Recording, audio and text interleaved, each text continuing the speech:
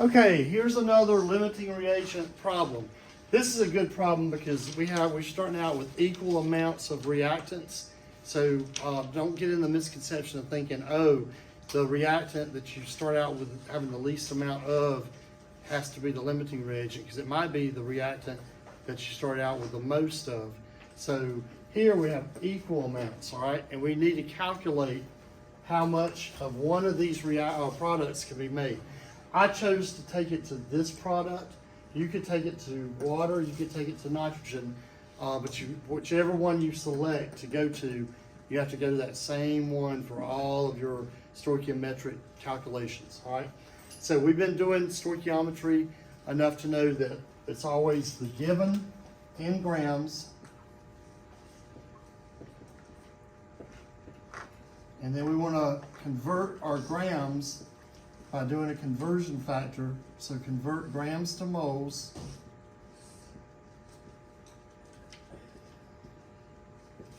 And then you always have to have a mole to mole ratio.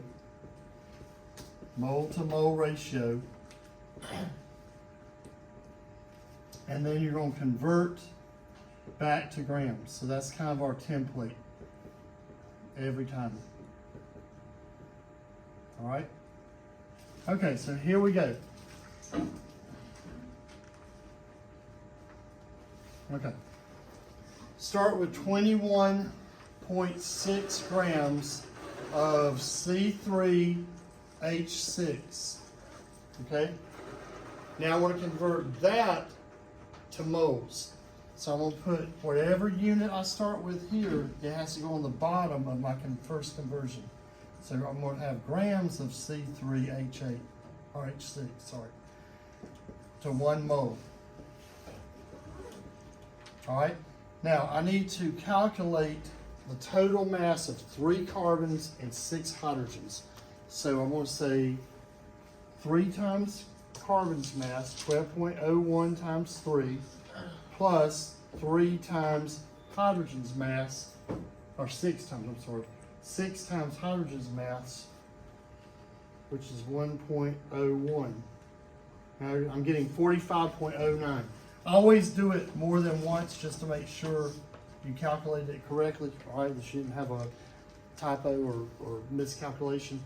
So I'm going to say 3 times 12.01, 3 times 12.01, plus 6 times 1.01. And I do get I'm getting 42.09. Okay? So let me do this one more time. 12.01 times 3 plus 6 plus 6 times 1.01, 42.09. So it pays to do it more than one time. Just double check your work, okay? All right, so I'm going to cancel the like units out. Now I need to do, based on my balanced equation, I've got to do a mole to mole ratio. So I'm going to put moles of C3H6 on the bottom, and since I'm going to C3H3N, I'll put that on top. All right, so for every 4 moles of this, I can make 4 moles of that. So it's a 1-on-1 ratio. 4-on-4 reduces to 1-on-1. Cancel the moles, okay? And then the final step is to convert moles of product, all right, into grams.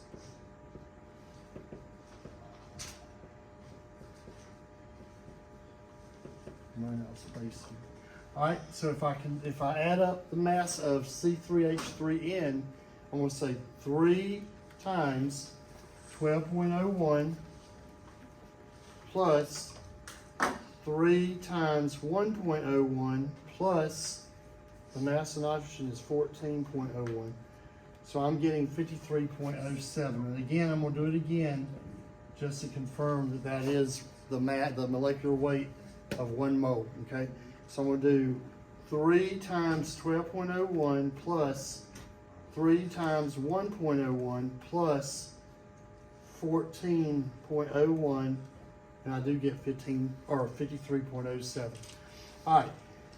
Now on this calculation, to get my final answer, I'm going to multiply all of the numerator out, which is 21.6 times 1 times 4 times 53.07 over, that's understood to be over the number 1, 42.09 times 4. You don't have to write the ones because we know 1 times anything is just whatever number you're multiplying it by. So you just say 42.09 times 4 for the denominator. All right, so when I do this calculation, and I put in my calculator, I'm going to do open parentheses 21.6 times 4 times 53.07 close parentheses equals, okay, divided by open parentheses, use your parentheses, 42.09 times 4 close parentheses. All right, I'm getting 27.2, and it would be grams of C3H3N. All right. So that means if I had started with 21.6 grams of this reactant, I should be able to make 27.2 grams of that product. Again, I'm going to calculate it one more time, make sure I didn't hit anything wrong. And I'm going to get the same, hopefully the same answer. All right, 42.09 times 4. And yep, 27.2. All right, so this says, oh, I could make 27.2 grams. But because I have 2 reactants, I've got to do the calculation twice. All right, so now I'm going to do the calculation if I had 21.6 grams of NO. All right, and see which one makes the least amount of product. All right, I'm going to erase this part. So if you start again, you're going to do it, these all work the same basic way.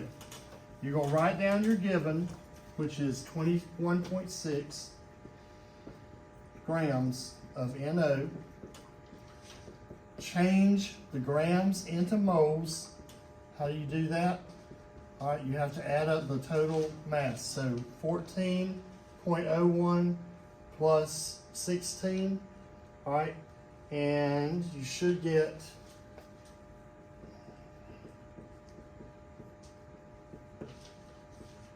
30.01 as the mass. All I did was I added the mass of oxygen and the mass of nitrogen, and you should get 30.01 grams. All right, cancel your like units, identical units cancel. Now I'm going to do a mole to mole ratio. For every 6 moles of NO, and I have to put it on the bottom because it's on the top here, so top, bottom, top, bottom. For every 6 moles of this, I could make 4 moles of product. Cancel that. Now I need to convert moles, 1 mole of this into grams.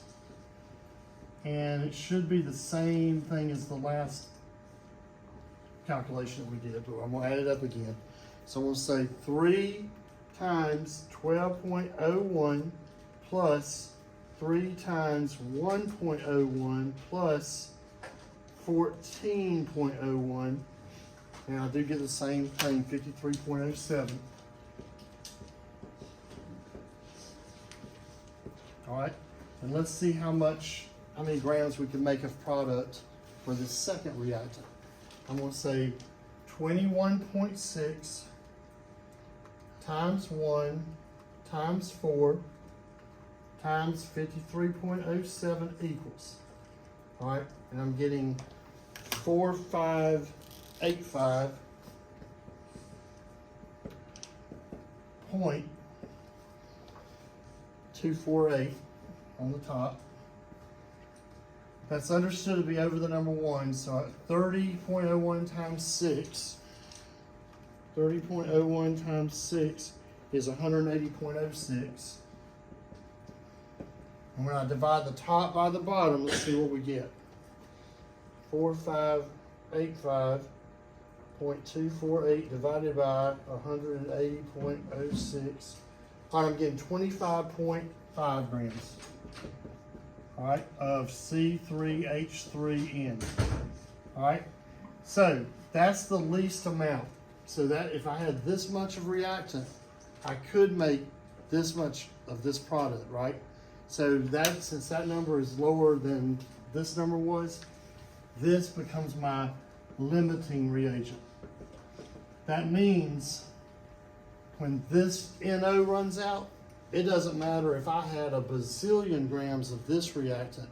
Once this amount makes this much product, the reaction is over. All right, and that's the limiting reagent. So if that's the LR, the other one is referred to as being in excess. In excess means you have more than enough of it, okay? And that's another example of limiting reagent.